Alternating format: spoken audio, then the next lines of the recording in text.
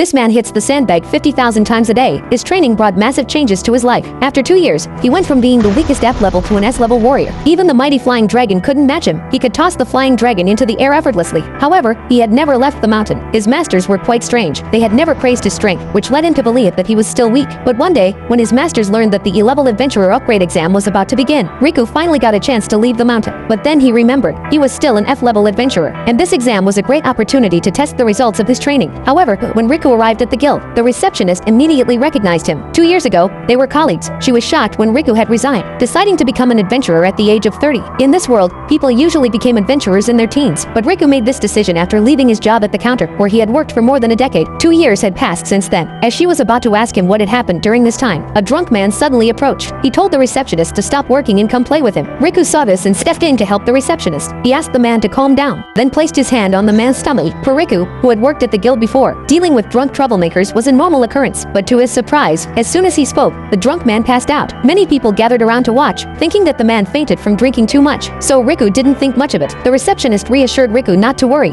Riku found her reasoning quite sound. When she saw Riku like this, she smiled. Just then, she realized she hadn't given Riku his exam admission ticket. She wished him good luck in the exam, and Riku left. However, no one knew that as soon as Riku left the guild, a palm print appeared on the guild's floor. The drunk man was wearing steel armor, and no one knew who had the ability to leave a palm print on such armor. It was then that someone recognized the drunk man. He was a former A-level adventurer, wanted for crimes against humanity. Others didn't know who was responsible, but the receptionist, who had seen the whole incident, remembered that Riku had placed his hand on the man's stomach. As she was still wondering, Riku had already arrived at the exam site. The first exam was to test magical power. Each person had to place their hand on a crystal ball, and the intensity of the light would reveal their magic level. Everyone there was at least C level or D level, and there weren't even any E levels. When it was Riku's turn, the crystal ball let out a sound as though it had just released gas. When everyone found out Riku's result was F-, they began to laugh at him. It was the first time they had seen such a low level. Just as they were preparing to test the next person, the crystal ball suddenly exploded. The second exam tested attack power. Each person had to strike a sandbag with all their might, and based on how much the sandbag swayed, the examiner could determine their attacking power. This slime sandbag had excellent shock absorption, so the examiner instructed everyone to strike with full force. Riku had studied the slime sandbags, and he knew that the golden ones had the highest durability, while the green ones were the weakest, but Riku had never struck a green sandbag. Over the past 2 years, he had only struck golden ones, as that was what his masters required. At that time, Riku's goal was to break the golden sandbags, which meant his physical training was successful. His master had him hit 50,000 times every day. Now, thinking back on it, Riku still felt scared. At this moment, the examiner announced the start of the exam. The first participant used enhanced magic to strike, and the examiner thought he did well. The second participant was even more impressive, as he had a special effect when he appeared. He was the second son of a duke, and at the age of 11, he already had C-level magical power. He was a prodigy. Then the exam began. He immediately used his ultimate move, a third-tier magic called Hellfire. First-tier magic was the weakest, and the power increased with each higher tier. To be able to use third-tier magic at his age was something no one else could do.